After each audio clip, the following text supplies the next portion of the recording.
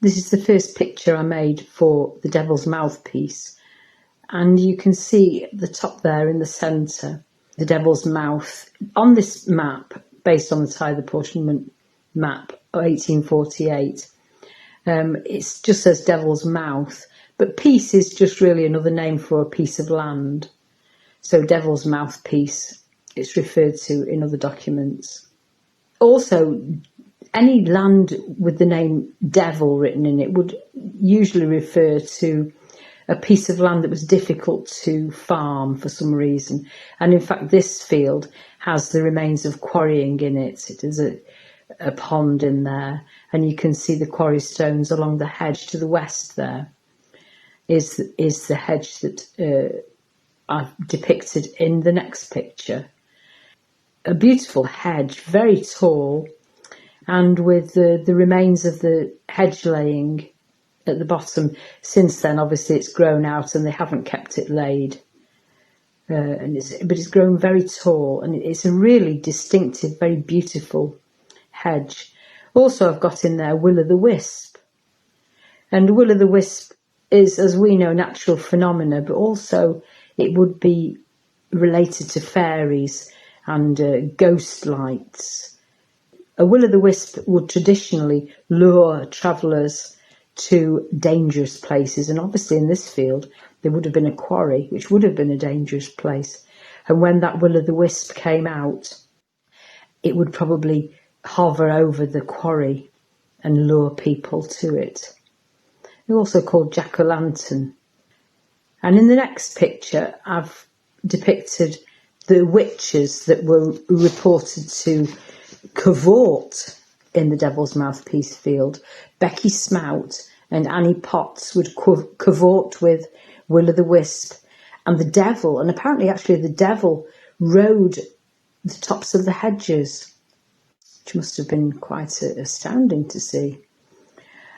In the next picture, this is a detail. You see the next three are details of the picture, and then you see the final thing. I decided to reduce the number of colours and just have blues and purples. And that is Becky Smout and Annie Potts in the field by the hedge with will-o'-the-wisp centrally placed. Because I think that would be the most exciting thing for them to see will-o'-the-wisp. And then perhaps if you look the other way, that's when the devil would ride past on the top of the hedge and you would see him silhouetted over the will-o'-the-wisp. When you find a field name, the Devil's Mouth, on a field map or an OS map, as a storyteller and folklorist, you have to find out more. And so we did. We came here to the Devil's Mouth. We came and talked to the farmer who allowed us to pick his brains. And inside those brains, he had so many snippets that he'd heard or been told over the years.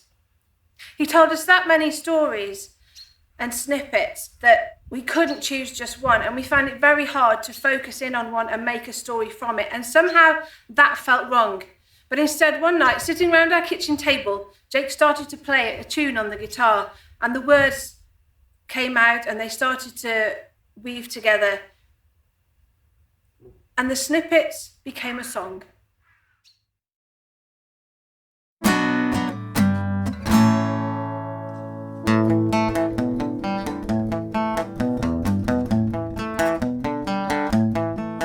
There is a field on Sutton Hill, down past the Witchcott Lane. It's called the Devil's Mouthpiece, and here's how it got its name. The farmer told us stories and the tales that he'd been told of how the wind it whistles round the quarry pits of old.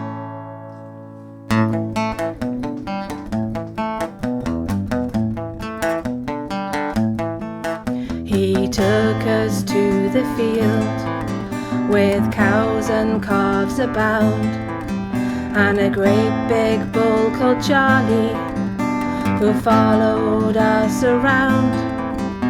They say the devil goes there, and we have seen the proof. For in a patch of mud we found the print of a cloven hoof.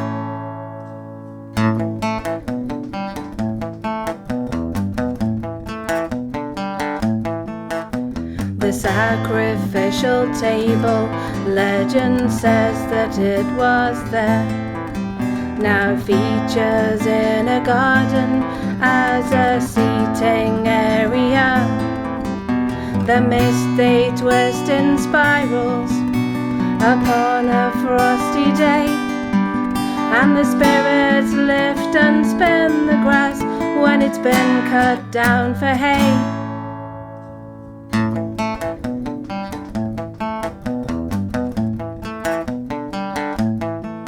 He told us of the battlefield where roundhead soldiers lie, and a lady on a white horse watching travellers go by. The maidens weave their magic as it rises from the ground, and in a nearby hollow dancing fairies can be found.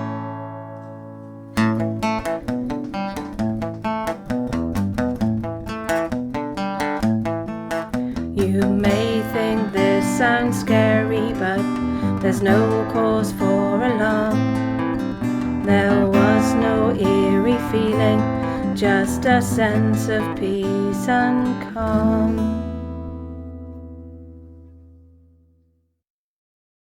To the north of Clee Hill lies Pokesmore Coppice, and close by to that is the source of the River Ree, which runs eastwards and then southwards where it joins the River Team. And Pokesmore translates from Old English as Goblin Marsh. Well, as far as I know, I've never seen a goblin, but I think it's likely that they're relatively small creatures. I always think rather lacking in any outward sign of gender. They're variously said to be grotesque, or perhaps not, malicious or possibly helpful at times, and they may have a particular liking for shiny things such as gold or jewellery, and it's probable that they do have some magical abilities. This is my impression, my imagined impression of two goblins, and the ones I've shown here might be particular to the region. So it might be that all goblins vary slightly, as a species of butterfly might, to their particular region. I think when they're very young, the hair, which is really wiry, it grows very, very quickly, and it's sharp, very sharp. So straight away, the older goblins need to wind the hair of the young ones, and they wind it into spirals.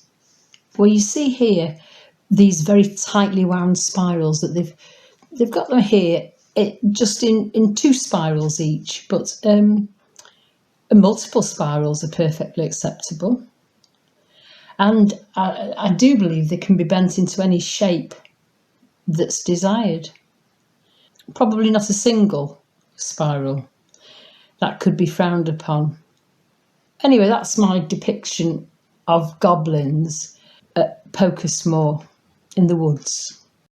So when I was about 19, I think, so quite a long time ago, I went along to the local archaeology society to their monthly meeting, and it was in a church hall, and the one time they had this lady called Margaret Gelling, and she was there giving a slideshow and talking about her book, Place Names in the Landscape.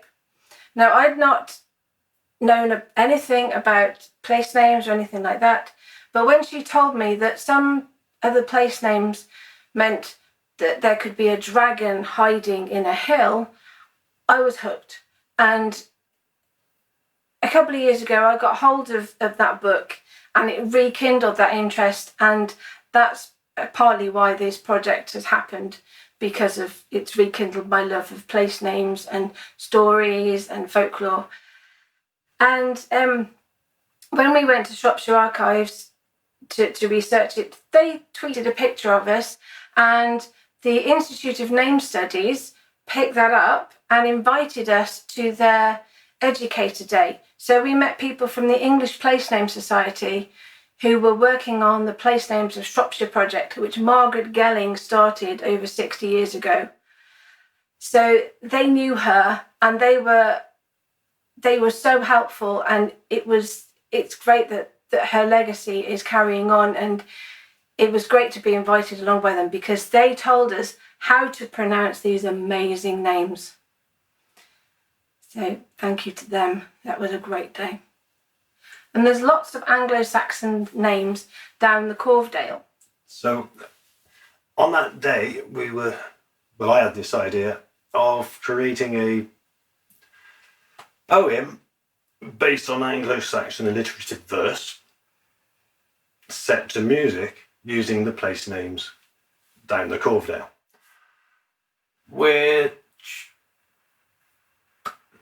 was fun. It's a good idea. And challenging. Yes. So for the music, we stood on a bridge on one of the looking at the landscape days out with Joe, listening to the sound of the river. Should we do it? And hearing. Yeah. Do do do do do.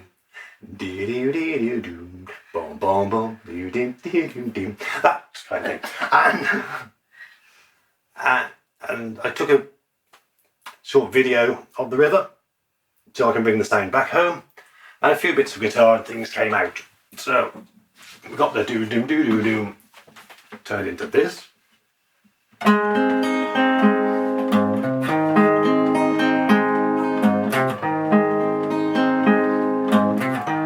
a few other bits came.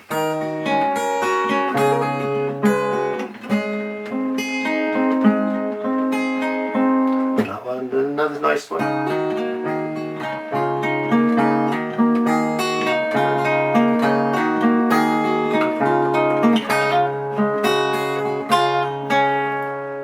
But then Suzanne wrote the words, and then it gave some structure. I pieced the bits together around the structure of the poem, and it turned into this.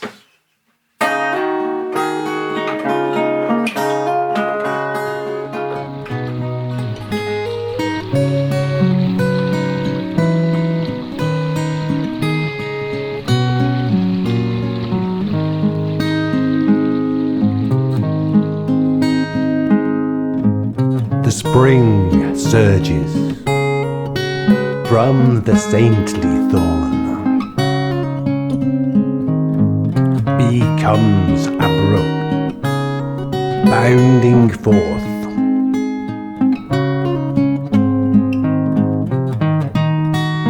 Sweetly past settlements of sheep and stone, Bradistan, the barren ford, under the beam.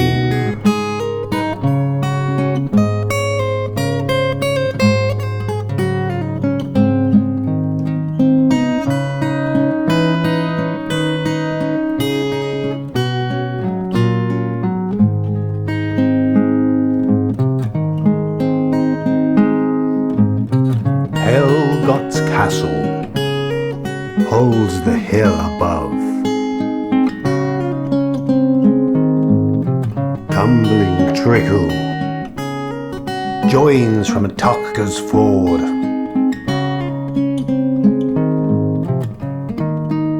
Meandering in Miller's Hope, past Musselora, downstream dawdling through Derdella's manor.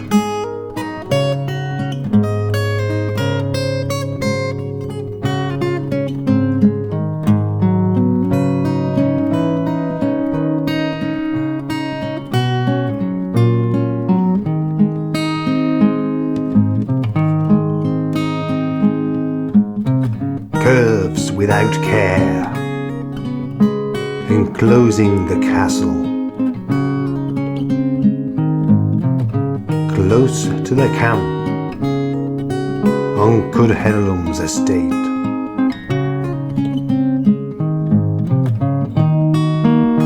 In line with the lane, through Lace's land, flowing through old fields, Felton and Fishmore.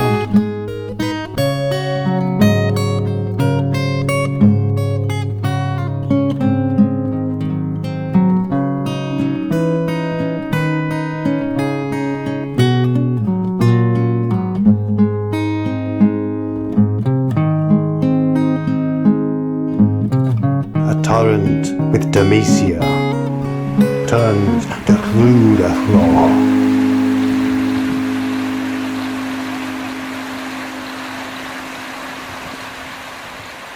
Oh yeah, And book, CD, music and poetry music, poetry, and stuff about it. stuff about it. And then you can actually buy the CD and the booklet. It comes as a nice package, and the artwork is in the book with some explanations about the pieces. There's some songs on there that aren't on the videos, and it's beautiful, isn't it?